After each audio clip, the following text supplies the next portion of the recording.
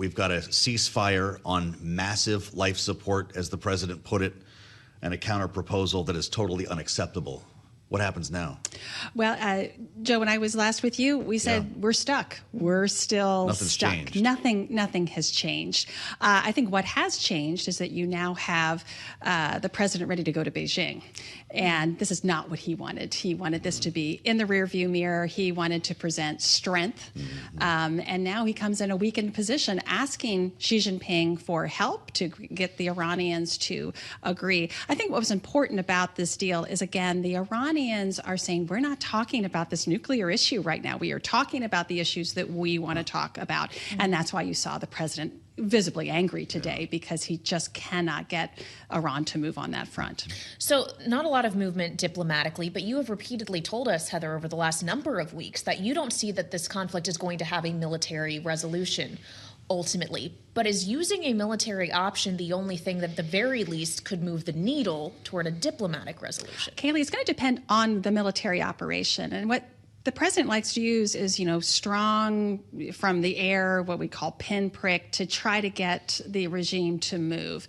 What we're talking about now is clearing and holding the Strait of Hormuz. That is a much longer-term, riskier military proposition. And I think that's why the president is really struggling with committing those resources, because I think he is risk-averse to taking significant military casualties. Thankfully and extraordinarily, we have not taken that. So he has a really big decision to make.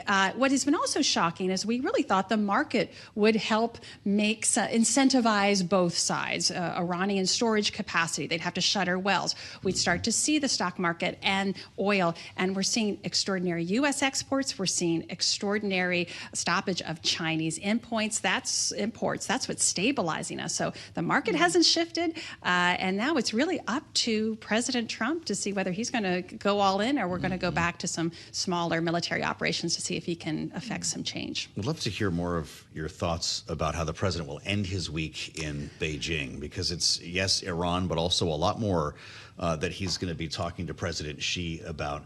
Nick Burns got into this, of course, the former U.S. ambassador to China, in a conversation on Bloomberg this weekend. Listen to what he said. For both the governments, for both leaders, this is the most important relationship they have, the U.S.-China relationship. And they have ambitions for this year. I mean, they want to meet Xi Jinping, Donald Trump, 2 to 3, even 4 times this year. And there's a lot to talk about. I think we'll see a big focus on trade, supply chain, and the commercial relationship. And potentially Taiwan. President was asked today about it in the Oval. He said, yeah, it always comes up. I don't think it'll happen. I think we'll be fine.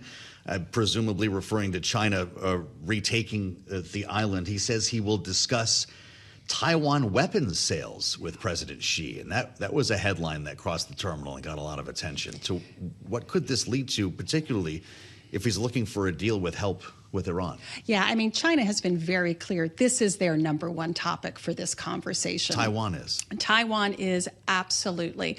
And they would love to see the president do some language changes around how we talk about our lack of support or our opposition to Taiwanese independence. Absolutely. But look, I mean, we've already seen the president give on this. He's already sort of suspended or sort of postponed arms shipments to Taiwan. Quite frankly, our own limited defense production capabilities is really limiting the type of weapons that we are going to be able to provide all our allies, including Taiwan. But the fact that this conversation is on the bilateral menu is in itself not appropriate. We have never sort of allowed that to bleed in. It should be held separately. The U.S. has its own policy, and at this point, returning to a status quo is really gone. And we're going to be watching President Trump's words so carefully, and the Chinese are going to exploit any differences in a massive shift in policy. Well, so if word selection and language is so critical here, Heather, this is not a president who is known for being careful with those things. Yeah. Frankly, he likes to speak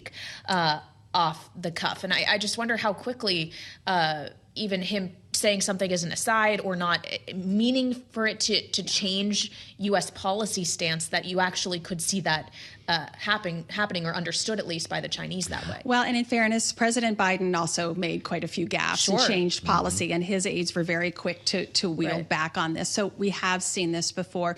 But you're right, this is where any significant shift, even delay that President Trump says, it's going to be so exploited by the Chinese, and it's going to have ripple effects across all of our allies. Is the American credibility and capability as a partner and ally, that's what's being tested right now profoundly. Europe, Indo-Pacific, and in the Middle East. Well, surely Iran is on the phone with Beijing right now, trying to influence this to whatever extent it can to its own benefit. What might the regime be telling President Xi?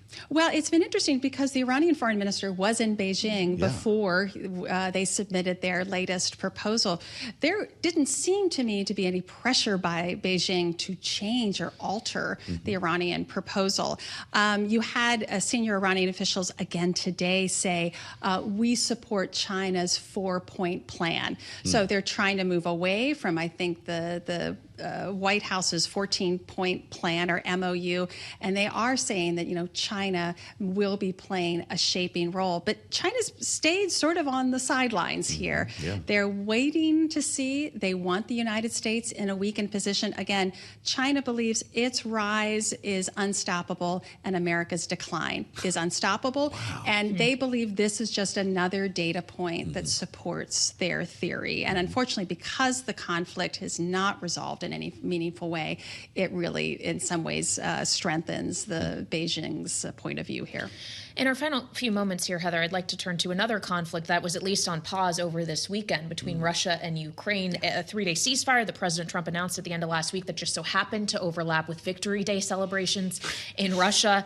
Read into that as you will. But in his Victory Day remarks, Russian President Vladimir Putin seemed to suggest that the war with Ukraine was nearing an end. And I wonder how you understood or interpreted that. Yeah, I mean, what we've really seen over the last couple of days, particularly the May 9th Victory Parade, is the Putin is now under some pressure economically and politically. We really haven't seen that the last 4 years. And it's because the Ukrainians have now really challenged him. The reason the parade was so small is they were really afraid that Ukrainian drones would disrupt that, which would have been a massive humiliation to Vladimir Putin.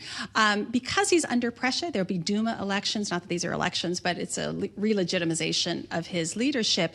He's under pressure, and so they're starting to float some things. Like, in some ways, it has a few echoes of our own conversations around Iran. When do we declare victory? What does this look like? How do we get ourselves out of this? I don't think anything's going to come of it. Just seen some reports that are crossing from Kyiv sources that the U.S. is suggesting that they'll help negotiate a ceasefire, and Moscow wants sanctions relief for that ceasefire, like the ceasefire in the Middle East. These are not ceasefires. Let's stop calling them that. They are reduction in violence. But this is not a ceasefire. There's not a ceasefire in Lebanon. There's not a ceasefire in the Gulf. There's certainly not a ceasefire in Ukraine and in Russia. It's just a reduction in violence to a point. So watch Russia. Some things are happening. But this is pressure of Ukraine's drone capability and some of their small gains on the battlefield. Something's starting to turn. We got to watch it.